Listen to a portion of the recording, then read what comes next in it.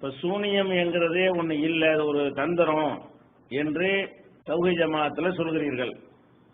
ஆனால் புகாரி, முஸ்லிம் போன்ற நூல்கள்ல எல்லாம் சூனியம் என்பதே ஒரு பெரும் பாவம் என்று சொல்லப்பட்டிருக்கிறது. அப்ப பெரும் பாவம் என்று சொன்னாலேயே இருக்கு போய் இருந்தா தானே பெரும்பாவம். சூரியன் ஒரு இருக்கு போய் தானே அது பெரும்பாவம்னு சொல்லப்படுகிறது.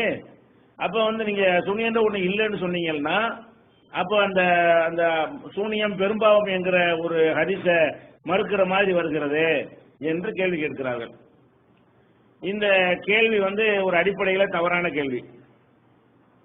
எப்படி தவறான என்று சொன்னால், சூனியம் என்று சொன்னால் அது ஒண்ணு இல்லைன்னு நாங்க சொல்லல.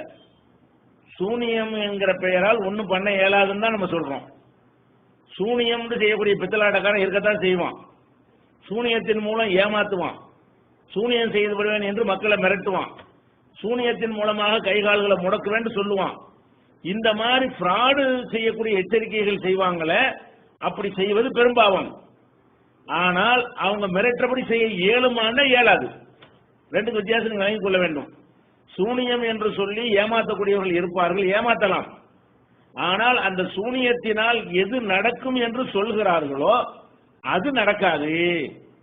தந்திரங்கள் தான் அவனுக்கு பண்ண முடியுமே தவிர சூனியத்தின் மூலமாக ஒருவரை அழிப்பதோ, ஒருவரை முடக்குவதோ, ஒருவரை மனநோயாளியாக ஆக்குவதோ, இதுகளெல்லாம் சூனியத்தின் மூலமாக சாத்தியம் ஆகாது என்றுதான் நம்ம சொல்றோமே தவிர சூனியன்ற ஒண்ணு இல்லைன்னு சொல்லவே இல்லை. சூனியம் ஒண்ணு இருக்கு. என்ன இருக்கு? பிராடுக்கு